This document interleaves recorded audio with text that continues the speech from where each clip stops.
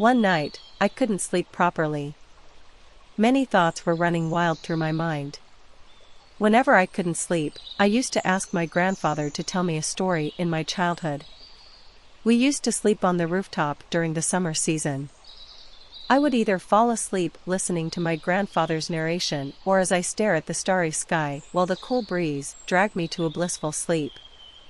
Those moments were worth in gold. I want to share one such story from my childhood. I hope you are not familiar with it. Even if you are, just keep listening. LOL. Once upon a time, there lived a great scholar in the forest, away from mundane life, while focusing on knowledge. Students from every nook and corner of the country go to learn from him.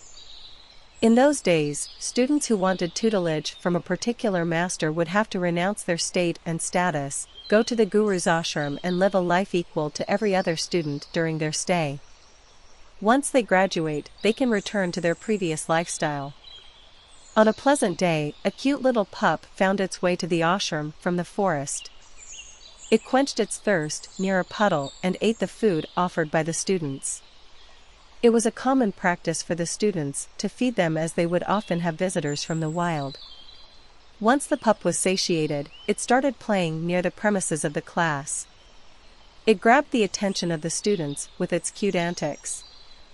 The master noticed that the students are being distracted by the pup and tried to shoo it away, but it wouldn't go.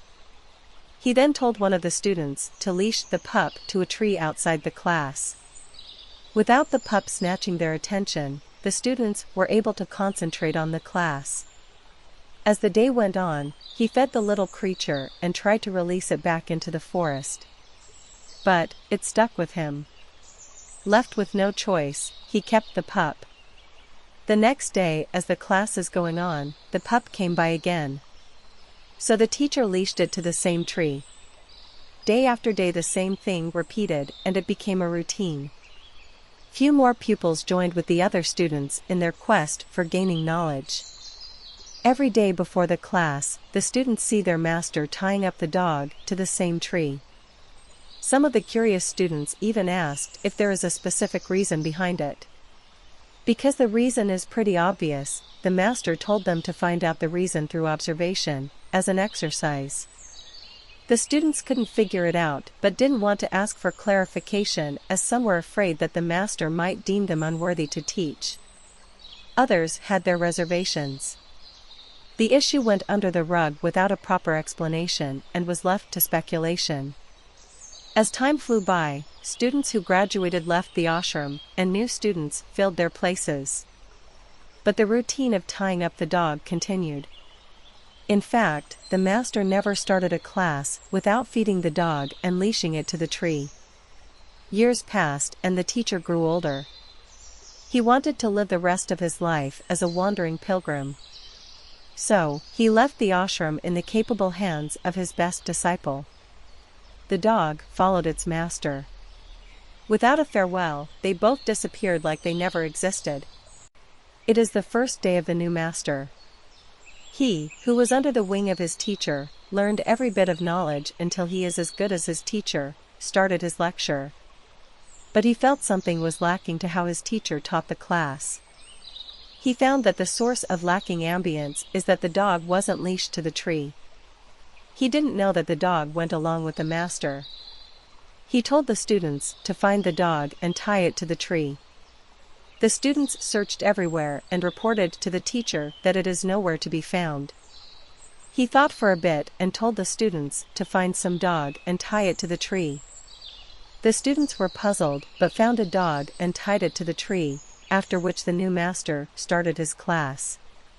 A few curious students asked their master why he made them tie a dog to the tree. He told them that his master used to do so, a wise man who did everything with a good reason and purpose. That is why he is following what his master did. The students were satisfied with the reason, and slowly it became a tradition to feed a dog and leash it to a tree before the class starts. And the next generation of masters carried it forward. A few years later, the tree fell. So they planted the same species of tree at the same place and continued to leash a dog to it. The tradition followed as every new master wanted to make sure that everything went according to what their master had done in the past. In the end, it was mandatory to start the class after feeding a dog and leashing it to a particular tree in a particular direction. What started as a convenience ended up as a tradition. Like every other childhood story, this story gives us an excellent message. Do not follow everything blindly. The above story made me think of what I am going through in my day-to-day life. I have come across various customs and traditions whose purpose of existence was long forgotten even by my elders. But, as I observed the impact of it, it was mind-boggling. At one point or the other, a question will arise within people. Why do I have to follow this? People who trust the system turn a blind eye and follow what was told. The dissatisfied and lazy labeled them as superstitious. Some people come up with a reason for the question, depending upon their perspective, getting far away from the actual reason. When the perceived reason was proved wrong, people lose faith in the system. Ultimately, all I can see is the collapse of the system, be it education, religion, or an organization. The collapse happens slowly and systematically, invisible to the naked eye. First, people lose interest in what they are doing because they don't know why they are doing it. No cause, no effect. Right? Lack of interest results in laziness. As a result, performance degrades. Unity among people decreases as they don't have common grounds. People get divided into smaller communities depending on what they believe. It's a matter of time before the system ends up at the starting point, or maybe even worse. These things are all interlinked, and we would never know the damage made by it until it is too late.